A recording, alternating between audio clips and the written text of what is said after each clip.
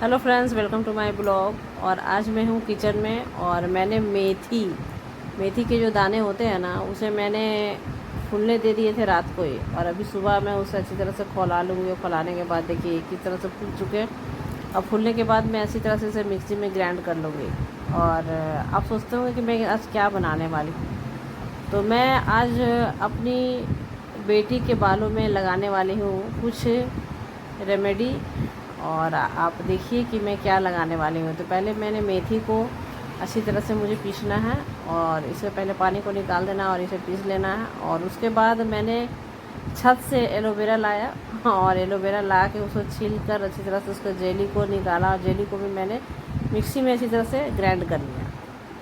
और ग्राइंड करने के बाद आपका फिर मैंने दही ली और दही को और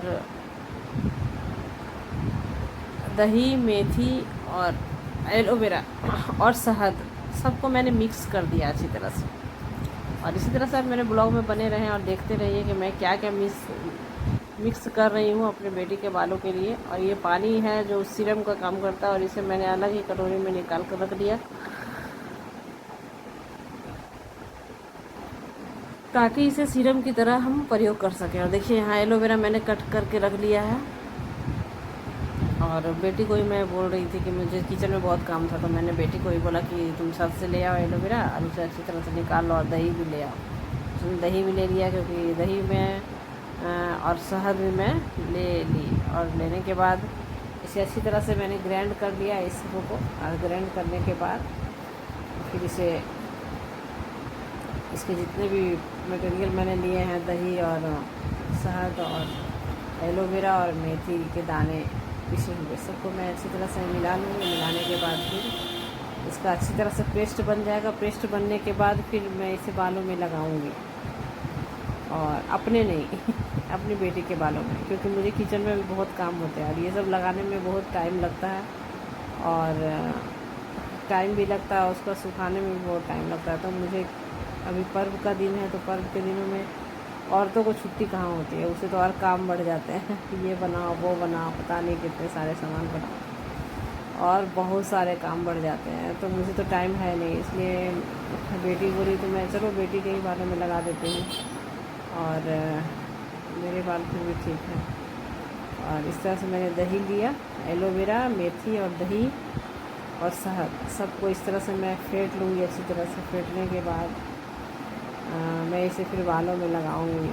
और बालों में लगाने के बाद उसे 1 घंटा छोड़ दूँगी। और 1 घंटा छोड़ने के बाद फिर उसे अच्छी तरह से वॉश कर लूँगी। पता है जब वॉश किया जाता है ना बाल, तो अच्छी तरह से ना मेथी के दाने जो है ना वो चिपक जाते हैं बाल से इस तरह से कि वो छूटते नहीं हैं। तो फिर शैम्पू करना बनता है। अगर शैम्पू करने के बाद भी बाल्टी में अपने सर को आगे तरफ से डुबो कर उसमें मेथी के दाने को निकाल लेना है। और जो कुछ मेथी के दाने यदि बच भी जाएंगे ना, तो जैसे ही वो सूख जाएंगे उसके बाद कंघी से छाड़ने से ही वो निकल जाते हैं। इसलिए घबराए ना यदि मेथी के दाने चिपक गए हैं, तो सूखने के बाद वैसे ही झड़ने वाले हैं।